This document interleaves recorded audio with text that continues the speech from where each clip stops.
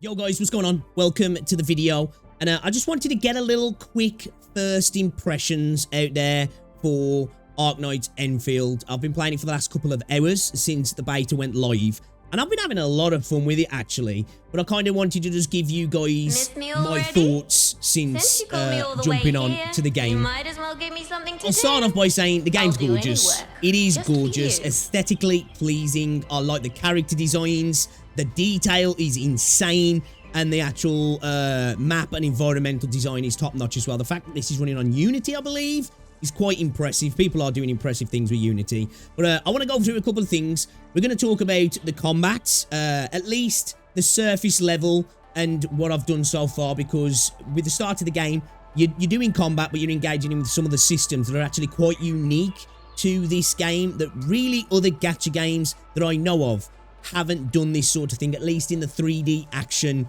space in the genre. It's not unique to this game in general, but just unique to gachas. So I want to talk about the combat. I want to talk about some of these other mechanics. We'll have a little talk about the banners as well, because I know that'll be a thing that people want to talk about. Of course, remember, this is a beta, so all of these things could change in due time. We'll talk about the voice acting and, you know, everything that comes up as we're talking. We'll just have a little mention of it. But yeah, so far, I've been having a blast. One thing I will say, let's roll into the combat. I will say, if you're coming from something like Wuthering Waves or Zenless Zone Zero, you're probably going to find it a little jarring in regards to the combat. It's not like Wuthering Waves or Zenless Zone Zero. And what I mean by that is, the way I could describe it is that it's not so much a reactive game, it's more a proactive game. And what I mean by that is, obviously, in something like Wuthering Waves and Zenless Zone Zero, you know, your dodges, parries, all that sort of stuff are a massive part of the game, and you have a lot more liberal access to them, shall we say, where in this game, you don't have such a liberal access to these things. And what I mean is, you have, at the moment, at least at the moment anyway, this might change as you level up through the game, you can see your stamina bar here, and when you dash, it eats up the stamina bar. So you've pretty much got two dashes. That's your dodge, basically. So in combat, you've got two dodges, obviously, until it charges back up. So you have to be very conservative with how your dodges are used. Otherwise, you're going to find yourself getting hit quite a lot in combat. And you also have your skills. So you can switch between your characters, but when you're in combat, you'll use your main character, which I'll just show you here quickly. We'll go up here. These are actually kind of high level, so we might get bodied here. You'll use your main character, and then you use the skills of the other characters. They're kind of like tagging almost, in a sense. We're just going to run away from this because we're going to get bodied, because there are some enemies at the moment where you will get steamrolled. So you can see here with this character, when I press her skill, you see this orb around me, it gives me a buff basically. And then in the combat, at the end of your normal attacks, you get a final strike, I think it's called, and you can chain combo with your teammate. So you can bring your teammate in to do a chain combo attack. So basically, this character here, she can buff the team with her skill, and then with a chain combo, she turns that buff into like a little bomb, basically. The skills are also used to parry heavy attacks coming from enemies. So you have to be quite conscious of not wasting your skills, because you need those to parry these big attacks. And so far, some of these big attacks will wipe your health out pretty fast. Some of them I've seen so far that I've got into, they might be a little bit higher level than me. They've been taking 80-90% of my health in one go in these attacks. So you've got to be very careful in fights. You need to be conservative with your dodging, and you need to be conservative and actually quite efficient with your skill usage as well, actually, which I think will be quite jarring to some people. But there's some really cool different characters, actually. There's healers, buffers, all this sort of stuff. Your typical gacha fare. We won't go too deep into the characters at the moment. I just kind of wanted to touch on the combat and the basics of the combat. But I do want to go into the weapon system as well, because it's kind of cool. So obviously you've got different weapons. And we'll get into the gacha system as well, because obviously that relates to the weapons. But you can find weapons around the map. You can actually pick weapons up as like you could in like an MMO. I'd relate the combat in this game and a lot of elements in this game definitely similar to MMOs. with your weapons, which you can level up like normal, and you can obviously syntonize them like you can like in Wuthering Waves. But you also have an essence slot, which this is basically like a gem, which you can slot into the weapon. It doesn't get consumed, it's just slotted in here. You can take it out and you can swap them around, which, you know, there's different attribute boosts that they give you, like this one at the minute, the stable essence, giving us an agility boost on this polearm. And if we go over to like some of the other characters, we can see here that we've got an essence slot here on this sword that we've got, which gives us an intellect boost and a main attribute boost as well. So the weapons are kind of cool as well. These are kind of like rectifier weapons that she's got. But the cool thing is, this is a main weapon, this staff looking weapon. But when you change the actual weapon, it changes like the rectifier type weapon within the weapon, which I just thought was kind of cool. So that's kind of an interesting little element to the weapons. And if you go to the weapons as well, actually, in regards to the banner, I quite like the system. So you've got the banners, you pull on your characters, and you gain Arsenal credits as you get 4 stars, 5 stars, 6 stars. I think you get 500 for 4 stars, 500 for 5 stars, 50 for 4 stars, and I think you get 1500 for 6 stars. So what you do with those credits then, you take them to the Arsenal exchange, and you can literally buy weapons straight out if you choose to. So you can buy weapons straight out, or you can engage in kind of like a sub-gacha system in the weapons, where it costs you 2,980 of these points, and you get the opportunity to roll on weapons, basically. And on each roll, you're guaranteed a 5-star weapon or better, and after 4 rolls, you're guaranteed a 6-star weapon or better. So, like, on average, I think if you're getting kind of normal pull, I'm thinking around about 90 pulls, you would be able to guarantee yourself a 6-star weapon, give or take. Now, this is girl maths at the moment. I've not worked anything out totally and conclusively. I'm just kind of going off what we saw so far. It is, like, 20 minutes past 7 at the moment, and I have not slept for 24 hours, so bear with me. But regarding the weapons, it's kind of interesting. Obviously, let's go to the actual banners now, because this is obviously linked to the banners as well. So if we go to the actual banners, the banner system actually as well seems on the face of it quite generous. So just like normal gacha games, every 10 pulls you'll get a 5-star operator or better. And then every 80 pulls, you'll be able to guarantee yourself a 6-star. Now, this is where the 50-50 comes in. It's 80 pulls maximum. You'll guarantee that you'll enter the 50-50. So you'll either get the character that's the banner character, obviously, or one of the 50-50 characters.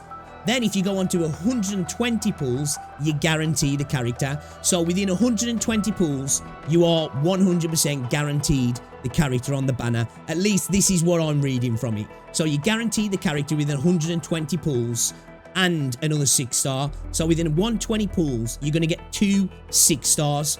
Which, like, take Wuthering Waves, for example. Let's say you fail your 50-50 and you go to max pulls on both of them. 160 pulls are going to guarantee you the character that you want, and you're going to get 2 5-stars, basically.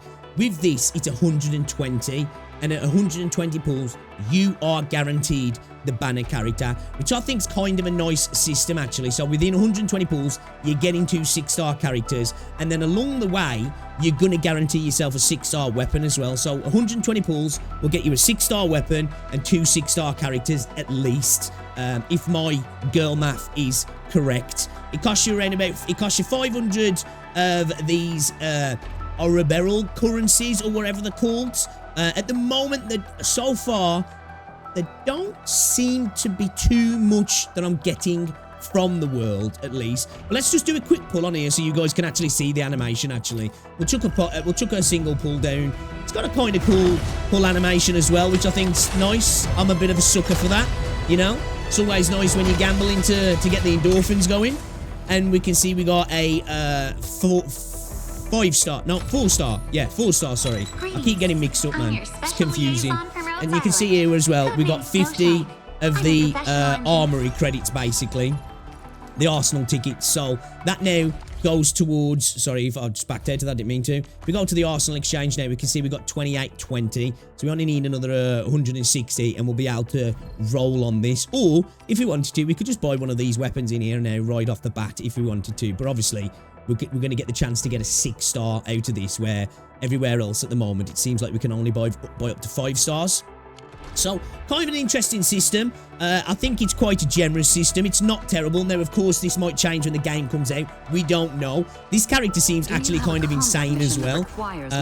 You know, she does some big swinging attacks. And this skill, she actually heals herself as well, which is kind of insane. And then her ult does heat damage and heals everybody on the team as well, which is cool. It's nice to have a healer, especially in this game, because they're going to be useful. I think any type of shield, defense, and healing characters are going to be actually really quite useful. As I said, the way the combat works, in that you have to be very proactive rather than reactive with the combat, or at least that's what I'm seeing it as now, because I'm used to playing Wuthering Waves and Zenly Zone Zero. I'm spamming dodge too much. I'm finding myself taking a lot of hits instead of like being a little bit more conservative and useful and efficient with my dodges. So you can see there we've got the banner system, and obviously we've spoken a little bit about the weapons and the combat as well, which I'm all a big fan of. Again, I don't think everybody coming from Wuthering Waves and coming from Zenly Zone Zero will appreciate the combat. I've just got to put that out there. You might find it jarring. I think if you enjoy MMO type combat though, I think you will find a lot to enjoy in this game personally. Now, if you look, obviously, look at the visuals. The characters look absolutely gorgeous. Incredible detail on the characters as well. I think they look really good. A big fan of the designs of the characters. The voice acting as well is pretty decent in the game so far. There's a few of the NPCs that are a little bit hammed up and a little bit campy and hammed up, but the characters, at least so far, have actually been really good, to be fair. I've chose the male MC. Yes, and that's how it's done. His VA has done a really good job with it, actually, as well. Can't speak on the story too much. One, things might change. Two, I've kind of been trying not to pay too much attention because I want to enjoy the story when the game launches. So I've kind of been, you know, glazing over the story, but it's your typical gacha affair, really. It's not going to break any molds. But let's get to the one quite unique thing about the game, and that's this crafting element. It's like a survival crafting element to the game, where you have these little bases that you can build, and then you can put down basically these power pylons that you have to link, these relay towers. So you put these towers down, and then you have to manually connect them to drive power from this main relay across the map. Now, you'll find little hubs here and there in the game that to get access to, you need to turn the power on. So what you need to do is manually run power to those areas to be able to access them. There's no wall running. There's no mantling from what I can see. So you're not going to be able to jump fences and hop into places. You're going to have to turn the power on to gain access to things that you need to gain access to. And of course, along with all of this survival stuff as well, of course, you're going to be mint picking in this game. And you can use things like this shredder unit to refine materials. Let's just take some of these plants, chuck these plants in here, and we start creating citron powder. These things you can turn into like this buckflower powder you can use for healing, which at the moment they've definitely been a lifesaver for me. And then we've got like the refining unit here, where you can turn those powders and items into different other items that can be used for crafting and quests and all that sort of stuff. So far I've only done a little bit of this, but it actually seems kind of interesting. My worry is how invasive it will become in the game in the future. I'm not too sure. I like these kind of elements in games, but I don't want them to take over the game entirely. I want there to be plenty of combat and doing those sort of things. You can see as well over here, we've actually got a drilling system. At the moment, you have to go and manually empty these out, and then it will continue to just mine, because you actually have to put it on an ore deposit, and it will just manually, automatically start to mine, and then you can just manually come over and empty it out. It does make a point of saying that you have to manually do that, so maybe in the future you'll be able to upgrade so it happens automatically, it gets sent to your storage somewhere. Or another worry that I have, that maybe that becomes something that you can purchase in-game with currency to maybe alleviate. I don't know. As well, the storage is like a crafting game, survival game. You do have a backpack, and it will fill up, and you do need to take your backpack and store items at the different places you can store items. I think you can store items in here, I think. I'm not too sure. I know you can store them at the fast travel points, I'm pretty sure. I believe so anyway, but there is areas where, so if you go to the managed depot, you can then just, like, you know, you can throw your items over to there, and you can store the things that you want to store in there that you maybe don't want to carry on your backpack, so you're not constantly filling up, because you do have to manually pick up things off the floor, which I know for some people will be a turn off. Or I think the reason why there is no auto pickup is because you would just be constantly filling your backpack up. So it is a design choice to have this backpack the way it is. Some people won't like that, but I think it all plays into the element of this whole crafting system. Again, I don't know if these will be elements that later on you can upgrade, or potentially it might become a thing that you can alleviate via paying. I'm not too sure. I don't want to say, but obviously, you know, those are things we have to talk about. But so far, guys, I've been really enjoying it. I haven't done much. I've only touched on the surface of some of these systems, and everything I'm saying in this video, don't take it as gospel. Of course, I'm just going off the things I've interacted with so far. Again, the combat system seems like it will have a lot of nuance to it, actually, in the way you put your teams together, how you use your skills, when you use your skills, because obviously you need to use your skills to do damage, but when you're fighting bigger enemies, you need to use them in a sensible way. You basically always need to have a skill on tap at any one point, because if the enemy goes into one of its heavy attacks, the way to counter it is with a skill. Sometimes they'll pick up your teammates, and if you don't get the skill in quickly, they might die from that attack.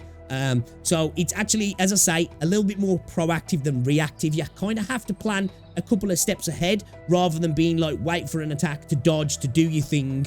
Again, because your tools need to be used a little bit more conservatively than in something like Wuthering Waves or Zenless Zone Zero. Again, you might find the combat jarring coming over from those games if you're expecting it to play like them. It doesn't. The combat system doesn't play like them. As I said, if I had to compare the combat system to any kind of game, it would be like an MMO in that regard. It is a cool game though so far. I've been really enjoying it. Again, environmental design, character design. I like the combat personally. The gacha system seems pretty decent as well. It's nothing terrible. You've got the standard leveling up in a gacha, where you go to level up. You've got your items that you can level your character up with. You can upgrade. You get to level 20. You have to promote them. You know, the standard affair. Same thing with the weapons as well. If you've played a gacha, you've done this before. There is a gear system in the game. It's locked at the moment. I don't know if that's locked in the beta, or it's just locked for me at the moment, because it took me like an hour or two to get the map unlocked, actually. Like, it's slowly throwing out mechanics, so I'm assuming a lot of these things will come later. Of course, you can see here, we can upgrade here, and we can unlock our copies here and get the benefits that we get from our copies. We got a bunch of copies from this character. Obviously, this one here, ultimate energy cost for casting the ultimate is reduced by 10%. So, you know, pretty standard in those regards. But as I said, the mixing of the elements of the survival crafting is very unique in this game, if I'm honest. And I think if you like those sort of games, you'll love this. If you don't like that sort of thing, I don't think you'll like it. Again, if you like action combat, I think you'll like this. But if you're expecting it to be WoW or Zenless combat, it's not. It's definitely not that kind of combat. But for me personally, I really like it. I will say, just off my first impressions, I probably will be playing a lot of this game when it comes out. I really do like it. So far, I've been having a blast with it. Of course, that might change later on, but I am going to be playing more of this over the coming days. For however long the beta runs, we're going to be grinding it just to see what it's like and experience more of the game. Maybe my mind will change as we play more of it. But so far, I'm having a blast. I'm still very early on though, so take this as a very first impressions, guys. And yeah, man, just let me know what you think in the comment section as well. I'll be really interested to see what you think about the game.